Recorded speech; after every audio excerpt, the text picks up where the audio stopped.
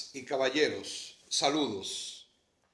Ahora iniciando el mes de marzo, en esta tercera semana que tenemos para meditar, para mejorar, para que reflexionemos de tal manera que nuestra vida vaya también tomando el camino del Señor.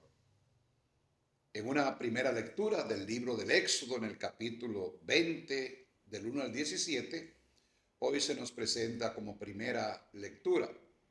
Dios y el hombre se encuentran en la alianza, en el pacto.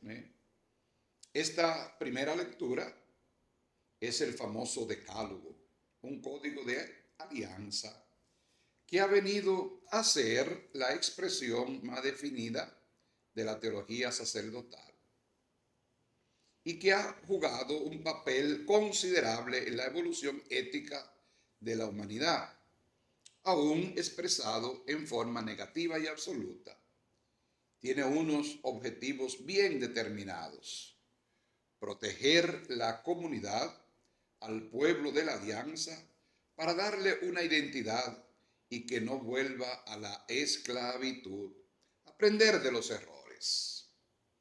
Es eso lo que espera al pueblo si adoran a otros dioses extraños, ya que todos los imperios tenían sus dioses protectores y los dominadores los imponían como signo de victoria. Pero además es un código con 10 palabras que expresa una relación dialogal interpersonal. El decálogo intenta expresar unos derechos fundamentales, como hoy defendemos en el ámbito de la comunidad internacional. Por ello debemos valorarlo como una propuesta en aquella época que se adelanta siglos y siglos a muchas conquistas humanas de nuestra época. Pretende que las relaciones entre Dios y el hombre y la de los hombres entre sí estén dominadas por la adoración y la religión verdadera, la justicia en cuanto todo pecado contra el prójimo es un pecado contra Dios.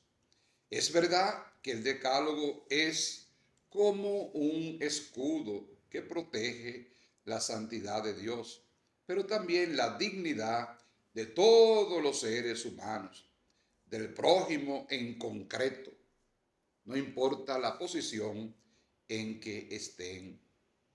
Detrás de estas expresiones formuladas en esta teología sacerdotal, debemos ver la acción del Dios Salvador que ha hecho alianza con el pueblo. Este, por su parte, debe ser no solamente un buen intermediario, sino un verdadero misionero de este proyecto de salvación de Dios.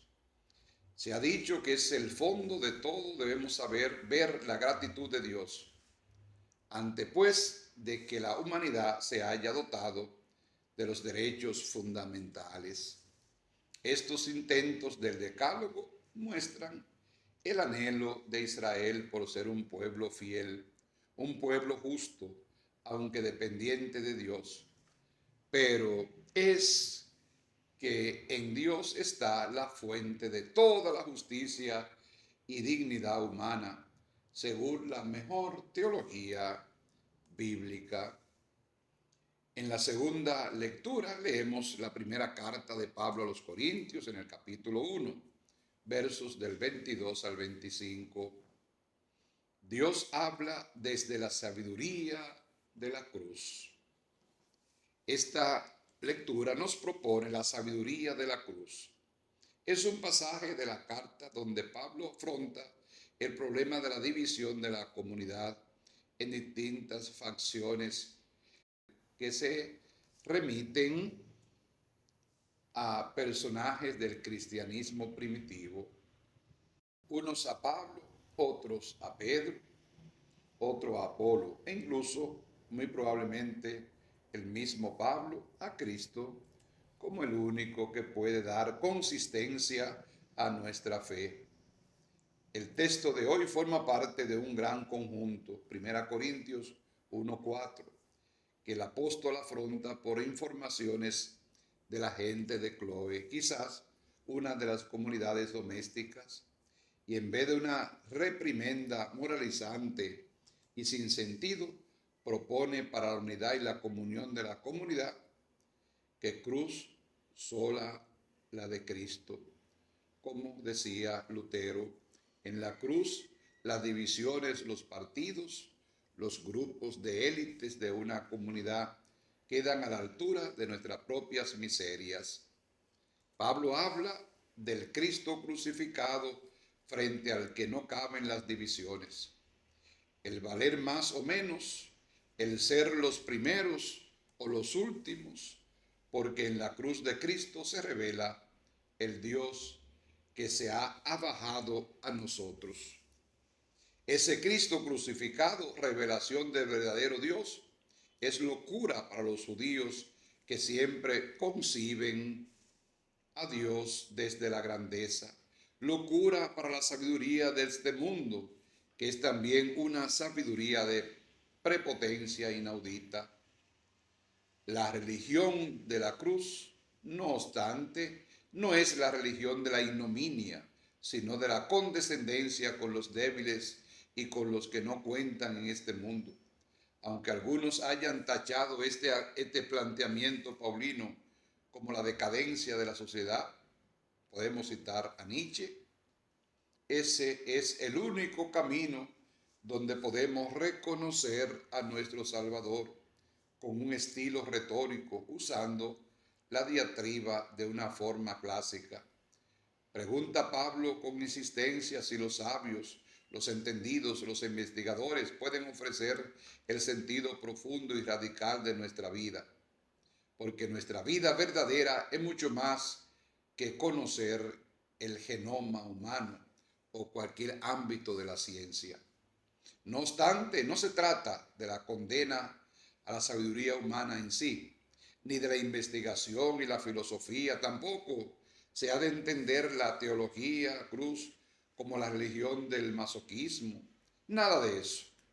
No es así como Pablo argumenta, sino de cómo es posible que nuestros criterios y nuestras decisiones humanas estén a la altura de quien nos da la vida y el espíritu. Por eso su afirmación decisiva es que Dios ha hecho a Cristo el crucificado. No lo olvidemos, poder y sabiduría de Dios. Y conocemos que ese es un poder, una sabiduría sin la lógica fría de este mundo. Es el poder y la sabiduría de quien se ha entregado por nosotros. Es ahí donde se construye la teología crucis, en la proexistencia, en saber vivir para los demás como hace nuestro Dios. Desde esta perspectiva, Pablo quiere curar la locura de las divisiones y de las arrogancias humanas que existen en la comunidad de Corinto. Y en el Evangelio de Juan, en el capítulo 2, del 13 al 25, Jesús busca una religión de vida. El relato de la expulsión de los vendedores del templo en la primera Pascua de los judíos, que Juan menciona en su obra, es un marco de referencia obligada del sentido de este texto joánico. En el trasfondo también debemos saber ver las claves mesiánicas con las que Juan ha querido presentar este relato, teniendo en cuenta un texto como el Deuterozacarías, para anunciar el día del Señor. Y de esa manera, cómo se construyen algunas ideas de nuestro Evangelio: Pascua, religión, mesianismo, culto, relación con Dios, vida, sacrificios. Jesús expulsa propiamente a los animales del culto. No debemos pensar que Jesús la emprende a latigazo con las personas. No, no. El Señor nunca golpea ni maltrata a nadie. Él da y castiga y saca y expulsa a los animales. Juan es el que subraya más este aspecto. Los animales eran los sustitutos de los sacrificios a Dios. Por lo tanto, sin animales, el sentido del texto es más claro. Jesús quiere anunciar proféticamente una religión nueva, personal, sin necesidad de sustituciones. Por eso dice, quitad esto de aquí. No se ha de interpretar pues como un acto político militar, como se hizo en el pasado, o consideramos una profecía en acto. El Evangelio de Juan nos presenta esa escena de Jesús que cautiva la mente proféticas y renovadoras. Desde luego, es un acto profético y no podemos menos de valorar de esa forma. En el marco de la Pascua, la gran fiesta religiosa y de peregrinación por parte de los judíos piadosos a Jerusalén. Esta es una escena que no debemos permitir se convierta en tópica, que no podemos rebajarla hasta hacerla asequiblemente normal. Está ahí en el corazón del Evangelio para hacer una crítica de nuestra religión sin corazón, con la que muchas veces queremos comprar a Dios. Es la condena de este tipo de religión sin fe y sin espiritualidad que se ha dado siempre y se sigue dando frecuentemente. Ya Jeremías en 7:11 había clamado contra el templo porque con ello se usaba el nombre de Dios para justificar muchas cosas. Ahora Jesús, con esta acción simbólica profética, como hacían los antiguos profetas cuando sus palabras no eran atendidas, quiere llevar a sus últimas consecuencias el que la religión del templo donde se adora a Dios no sea una religión de vacío, sino de vida. No está condenando el culto y la plegaria de una religión, sino que se haya vaciado de contenido y después no tenga incidencia en la vida. No olvidemos que este episodio ha quedado marcado en la tradición cristiana como un hito, por considerarse como acusación determinante para condenar a muerte a Jesús, una de las causas inmediatas de la misma.